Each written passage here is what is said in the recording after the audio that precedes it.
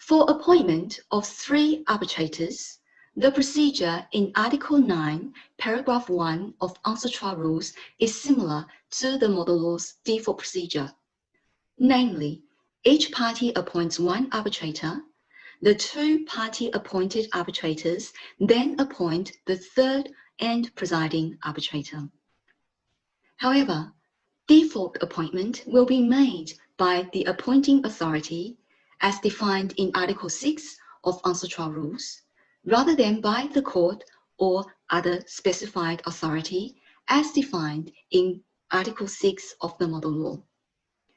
Furthermore, Article 9, Paragraph 1 of UNCITRAL rules requires the appointing authority to appoint the presiding arbitrator in accordance with the list procedure for appointing a sole arbitrator under Article 8.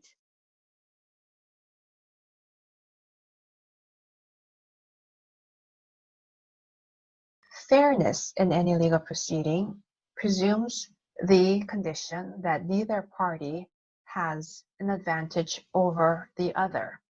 The fact that parties in an arbitration can formulate a procedure where neither party has a particular advantage over the other creates a level of neutrality that you can only see in arbitration and not in litigation.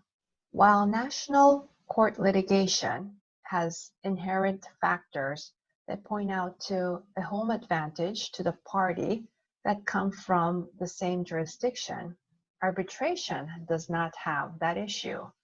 Also, in national courts, there is a vague uncertainty as to whether national bias might factor in the decision-making process.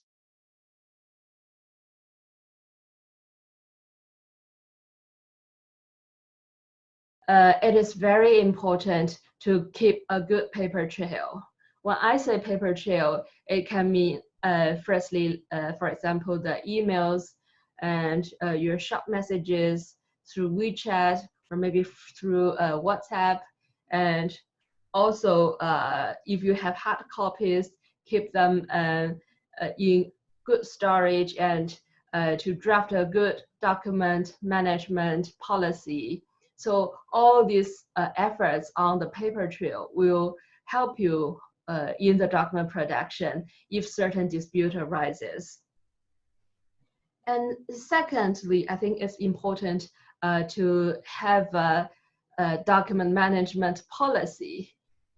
Because, for example, sometimes the party may say that we have deleted all these documents, so I'm not able to provide it at this stage.